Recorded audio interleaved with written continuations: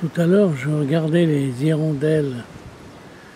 C'était bizarre comme elles volaient au-dessus de l'eau comme ça.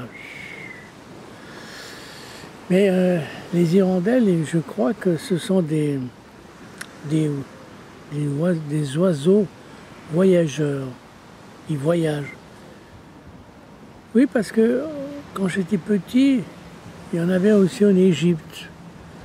Donc il paraît, je ne suis pas sûr, hein, je ne suis pas un spécialiste dans ce domaine, ils partent depuis l'Europe, voire plus loin, je ne sais pas où, et ils traversent toute l'Europe et ils vont jusqu'en Afrique. Hein. Je pense que ce sont des oiseaux qui aiment plus ou moins la chaleur, ils n'aiment pas du tout, puisqu'on dit en Europe, hein, on dit toujours le mois de mai, c'est dès que les hirondelles arrivent, c'est le printemps. Donc elles aiment les endroits chauds, donc elles voyagent. Et c'est bizarre parce que pourquoi l'homme n'aurait pas le droit de pouvoir être un citoyen de partout, de pouvoir voyager, vivre au sud quand il fait l'hiver en Europe et remonter l'été en Europe lorsqu'il fait pas très très froid. Pourquoi l'homme ne vivrait pas comme un oiseau? Quelles sont les lois de la nature qui disent que l'homme doit être un animal absolument sédentaire? La preuve, c'est que l'humanité a beaucoup voyagé. Hein. On dit que nous sommes tous, le centre de l'humanité, c'est l'Afrique. Donc nous étions tous des Africains et nous avons voyagé, nous avons traversé, je ne sais pas par où on a passé, parce qu'on n'a pas traversé la Méditerranée à nage. Hein. À un moment donné, ils disent que les continents étaient rassemblés, hein, la mer Méditerranée n'était qu'un petit lac. Donc on a dû pouvoir traverser comme ça. Et puis on s'est installé en Europe, voilà. Donc à l'époque, personne ne nous disait « t'as pas le droit de venir là, ça nous appartient, pas plutôt là-bas, c'est là-bas que, hein, rentre dans ton pays, quel pays ?» Heureusement à l'époque, il n'y avait pas ni passeport, tout le monde appartenait à tout le monde.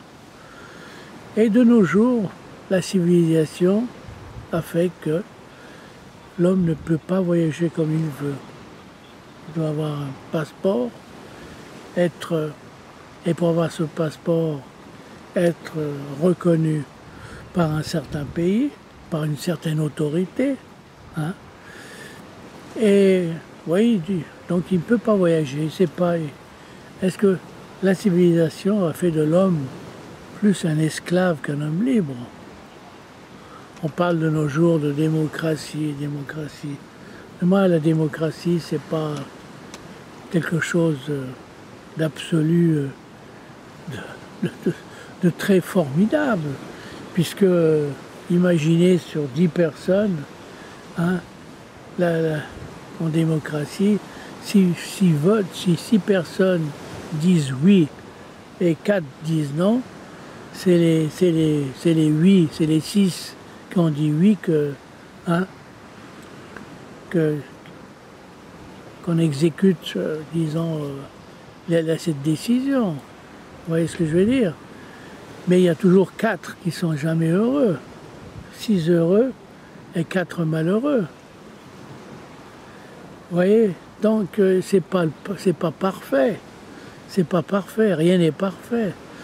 Je ne crois pas qu'avec la civilisation, on a transformé les choses, mais on n'a pas tellement... On a maquillé certaines choses. Vous voyez ce que je veux dire? À l'époque, au Moyen-Âge, combien de femmes ont été brûlées, soi-disant, été considérées comme des démons de la nature, toutes ces sorcières, c'était des démons, des enfants du diable, c'était pas considéré comme pas des gens normaux.